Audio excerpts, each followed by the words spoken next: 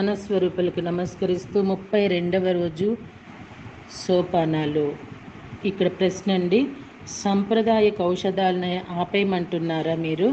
జవాబు లేదు. మీ సమాజం ఇప్పుడు ఎంతవరకు ఎదిగి ఉన్నదో ఈ దశలో మీరు ఇంకా మీ డాక్టర్లు, స్పెషలిస్టులు చెప్పే సాంప్రదాయక విధానాలను పాటించవలసి ఉన్నది. అయితే చాలా అనారోగ్యాలు ఆధ్యాత్మిక హీలింగ్తో తుడిచివేయవచ్చు. మీ సమాజం 5వ పరిధికి కానీ లేదా అంతకంటే ఉన్నత పరిధులకు కానీ చేరుకున్నప్పుడు సాంప్రదాయక వైద్యంతో ఇక పని ఉండదు.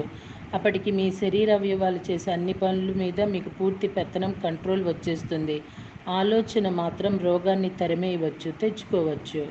మరొక ప్రశ్న, క్యాన్సర్, ఎయిడ్స్, ADHD లాంటి రోగాలు బాగా ప్రబలుతున్నాయి ఎందుకు? జవాబు, యాక్సిడెంట్లు, క్యాన్సర్, ADHD, ఎయిడ్స్ లాంటివి ప్రబలడానికి కారణం మనుషులు రోగాలను ఇంకా అనుభవించాలి. వాటి ద్వారా తమ జీవితాలను, మరణాన్ని, జీవిత ఉద్దేశాన్ని పరీక్షించుకోవాలి. మనం 4వ పరిధిలోకి అడుగు పెడుతున్నాం. మన శరీరాలు మరి సున్నితంగా తయారవుతాయి.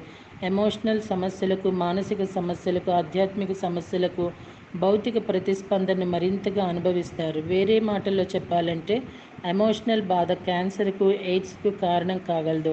చక్రాల్లో ఎమోషనల్ బ్లాక్స్ వల్ల తరచూ అతి చురుకు పరిస్థితులు ఏర్పడవచ్చు. ఆధ్యాత్మికంగా ఎదిగిన వారిలో సాధారణంగా తేజో శరీర లక్షణాలు కనబడుతుంటాయి. చాలా భౌతిక వస్తువులకు సెన్సిటివ్గా ఉండటం అన్నమాట ఇది. దీనివల్ల భౌతిక సమస్యలు, ఎమోషనల్ సమస్యలు, మానసిక సమస్యలు కలుగుతుంటాయి. మీ కాంతిని 4వ పరిధికి అతీతంగా తీసుకుపోండి. దాంతో మీ భౌతిక సమస్యలు మాయమైపోతాయి. మరొక ప్రశ్న అండి, కాంతి శరీర లక్షణాల గురించి చెప్పండి. జవాబు, ఇవి చాలా ఉన్నాయి. వాటిల్లో కొన్ని ఏమిటంటే, నైలాన్ లాంటి కృత్రిమ ఫ్యాబ్రిక్స్కి, నియాన్ లైట్లకు సెన్సిటివ్గా ఉంటారు. ఇంకొన్ని ఏమిటంటే, కరెంటు తీగల్లో కరెంటు బయటకు వచ్చే కొసల దగ్గర, స్విచ్ల దగ్గర, టీవీ నుండి వచ్చే కిరణాలకు, మొబైల్స్కు, రాడార్ టవర్లకు సెన్సిటివ్గా ఉంటారు.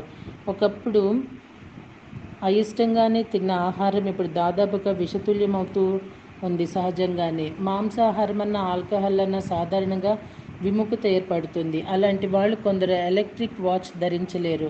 వాళ్ళు ఎలక్ట్రిక్ పరికరాల దగ్గర నిలబడితే వాళ్ళ ప్రభావం వాటి మీద పడకుండా ఉండటం కానీ, అవి పగలకుండా ఉండటం కానీ జరగదు. మరికొందరు పెద్ద పెద్ద శబ్దాలను కానీ, ఘాటైన సువాసనలు కానీ తట్టుకోలేరు. 4వ పరిధిలోకి వెళ్ళిన వాళ్లకు 3వ పరిధి తాలూకు చాలా వస్తువులు చాలా చికాకు కలిగిస్తాయి.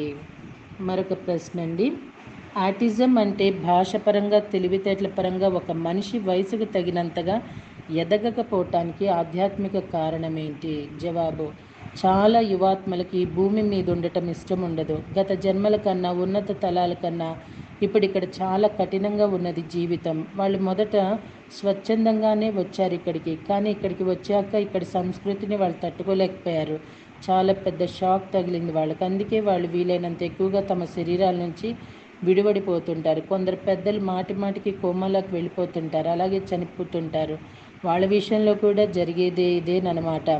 ఇక్కడ ఉండలేక వాళ్ళు తమ శరీరాల నుండి విడివడి ఆత్మగా ఉన్నత తలాల్లోకి వెళ్ళి అక్కడి సున్నితమైన ప్రకంపనలకు తిరిగి అలవాటు పడుతూ ఉంటారు. మరొక ప్రశ్న, అనారోగ్యాన్ని అధిగమించడానికి మాకు సహాయం చేయమని మేము ఎవరిని అడగాలి అనే ప్రశ్నతో మళ్ళీ కలుస్తానండి. Thank you.